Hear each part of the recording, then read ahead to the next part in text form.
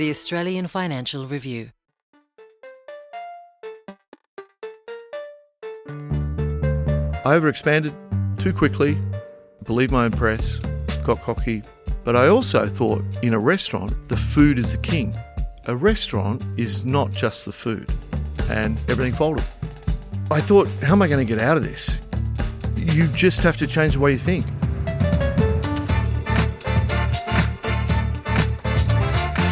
Hi, I'm Sally Patton, editor of Boss from the Australian Financial Review, and welcome to 15 Minutes with the Boss,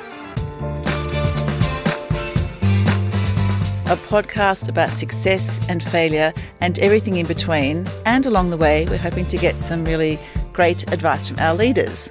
My guest today is Chef Extraordinaire Luke Mangan. Hi Luke, how are you? Hi, how are you? I'm very well, thank you, and thank you so much for coming into our studio today.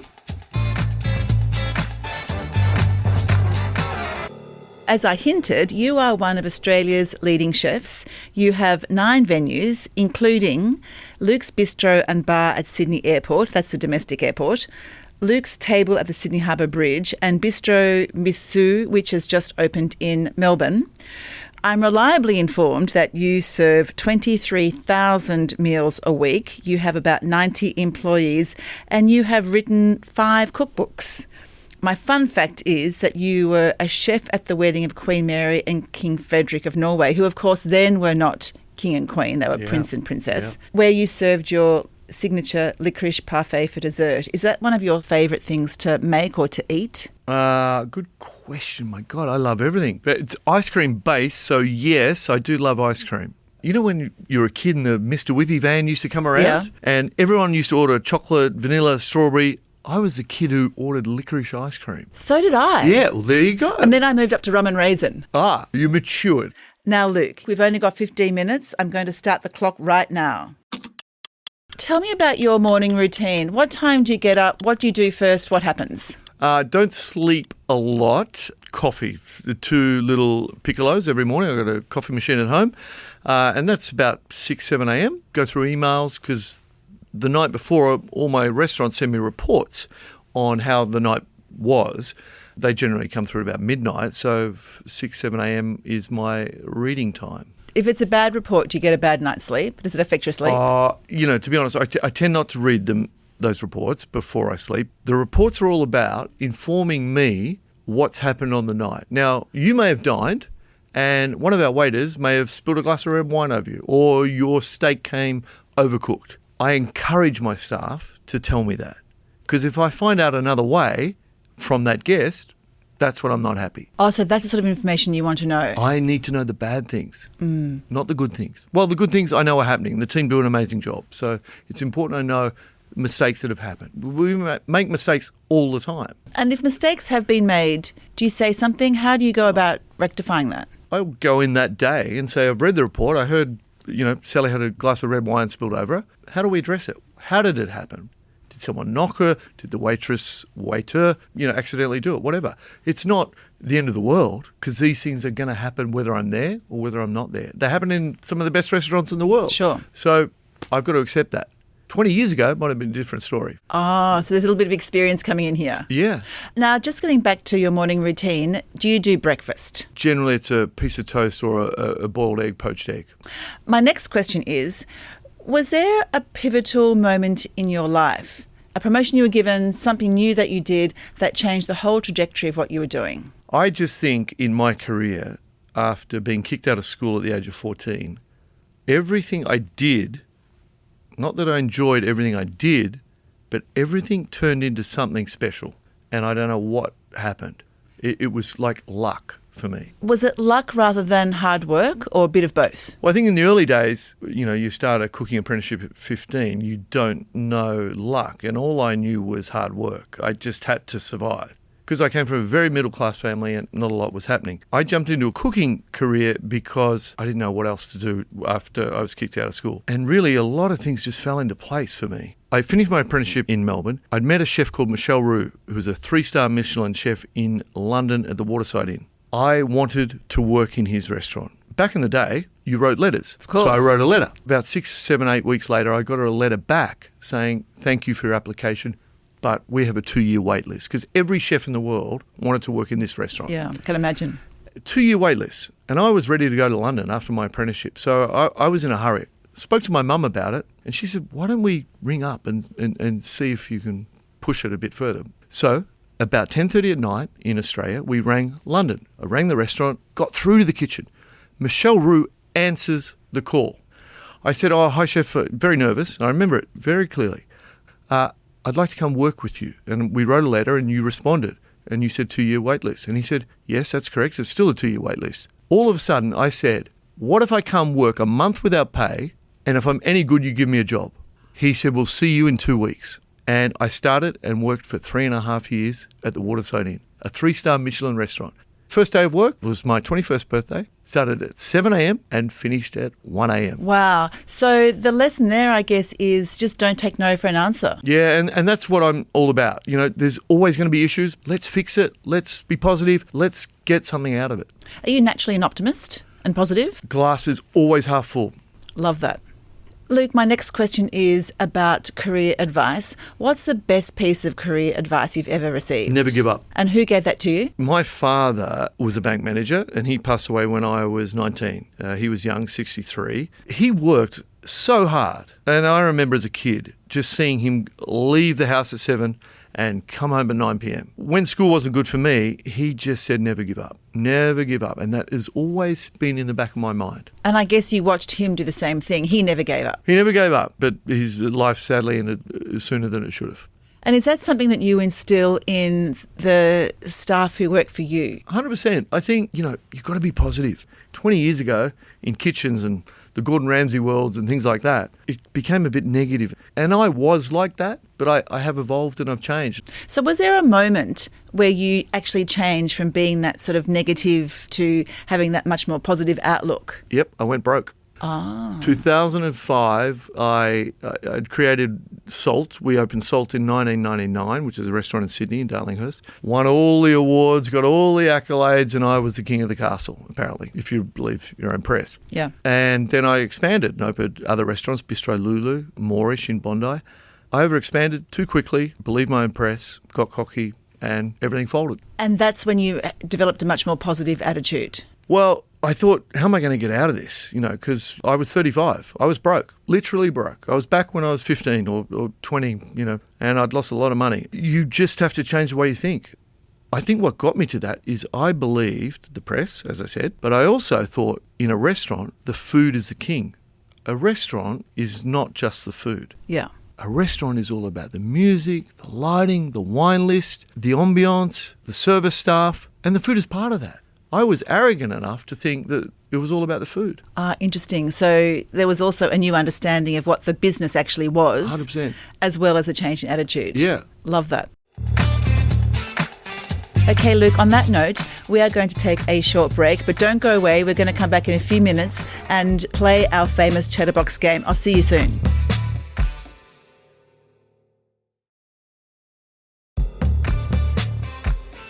Welcome back to 15 Minutes with the Boss. I'm here with Luke Mangan, one of Australia's leading chefs. Now, Luke, here is the famous Chatterbox.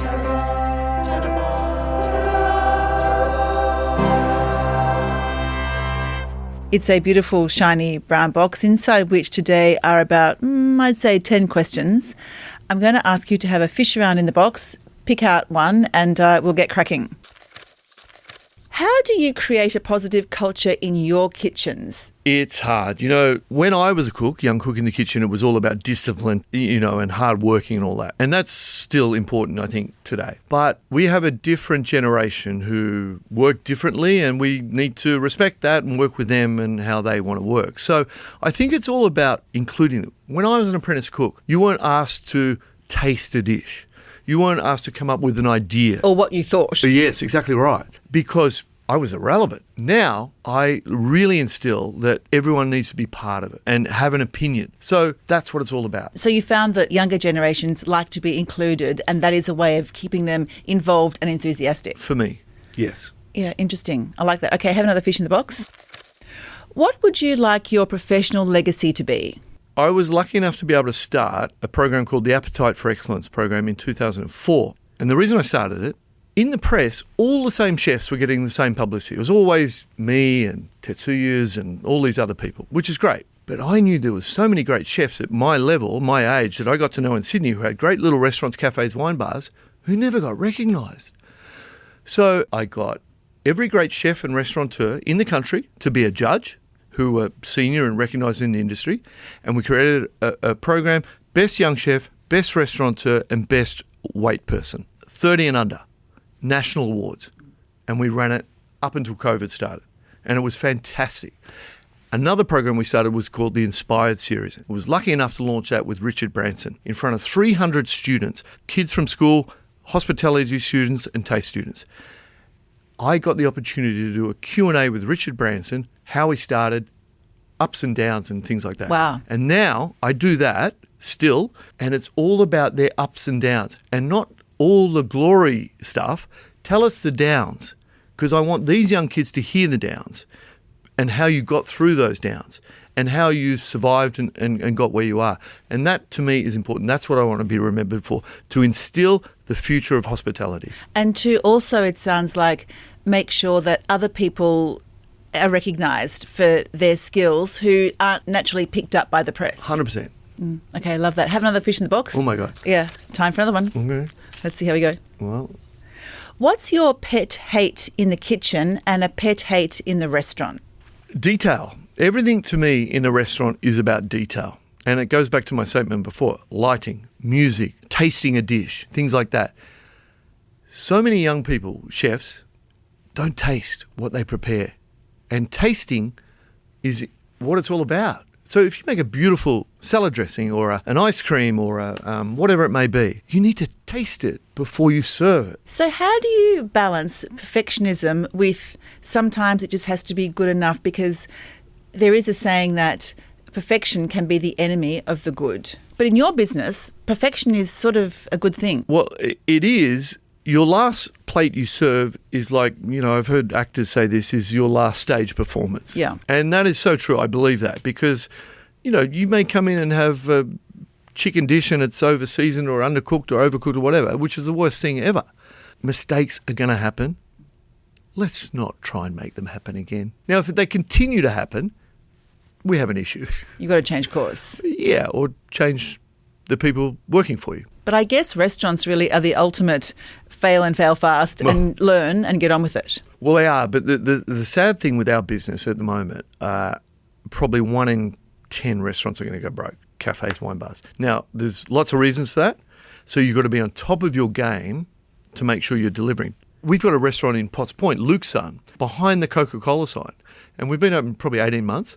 And it's a little casual Japanese-French influence. So every dish has a bit of Japanese and French influence. And it started so well. We were turning people away. Yeah. And then the feedback said we were too noisy. It was a little bit bright and things like that. So you listen to your customers because business did drop.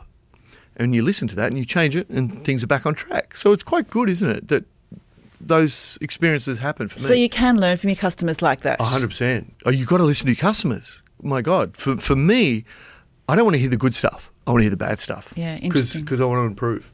Okay. Have another fish in the box? Wow. Okay. Isn't this fun? Well, it depends on the question. What do you like to cook when friends come over? Not a lot.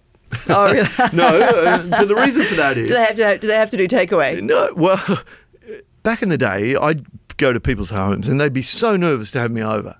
And they'd try to do the best thing they could. And they'd make it so bloody difficult.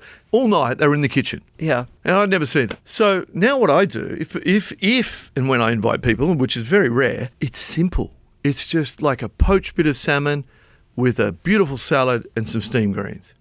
And I'm at the table. But also what I do, I get them involved in the preparation. So they come in, glass of wine, boom, boom, boom, and we're at the kitchen counter. Oh, can you just pick those beans? Can you pick the coriander? You chop the ginger. And then if it's bad, I blame them.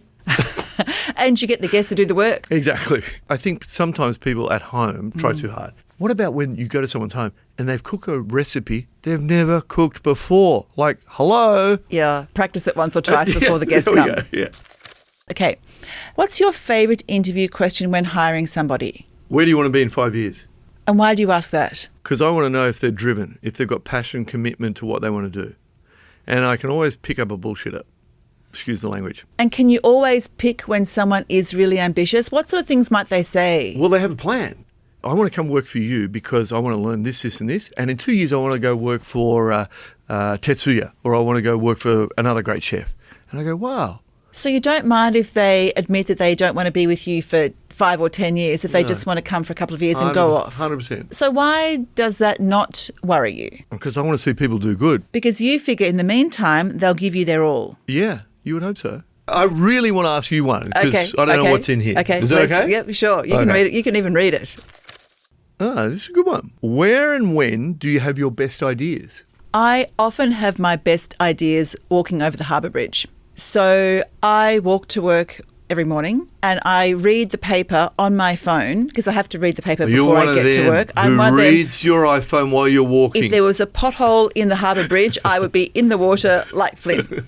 But while I'm reading the paper, my mind is working and I'm getting ideas, and I'll often think, oh yes, I should ring that person, or this is a good story idea, I should interview that person, or that's when I have my best ideas. Fantastic. Usually walking over the bridge.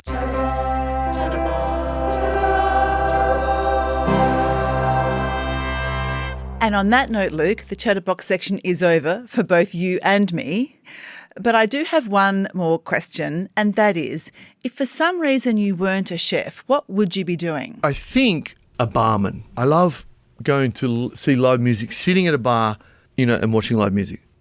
Being a barman, I think, is being creative and talking to people. But sometimes I get a bit tired at work talking to people and customers. But I think a barman. And just like that, our 15 minutes is up. Look, it's been great hearing about your very early career, and I love the fact that it was your mum who pushed you to ring Michelle Roux in London, but it was your father's advice to never give up, which I agree is one of the best pieces of advice. Thank you so much for allowing us to spend all that time with the boss. Well, thank you for having me. And thank you to everyone for listening. If you like the podcast and you want to hear more, consider sharing the podcast or writing a review, as it helps us to reach more people. And follow us wherever you get your podcasts. At the Financial Review, we investigate the big stories about markets, business and power. For more, go to afr.com, and you can subscribe to the Financial Review, the daily habit of successful people, at afr.com/subscribe. This podcast was hosted by me, Sally Patton, produced and edited by Mandy Coulin and Iona Rennie. Head of audio is Alex Gow, and our executive producer is Fiona Buffini.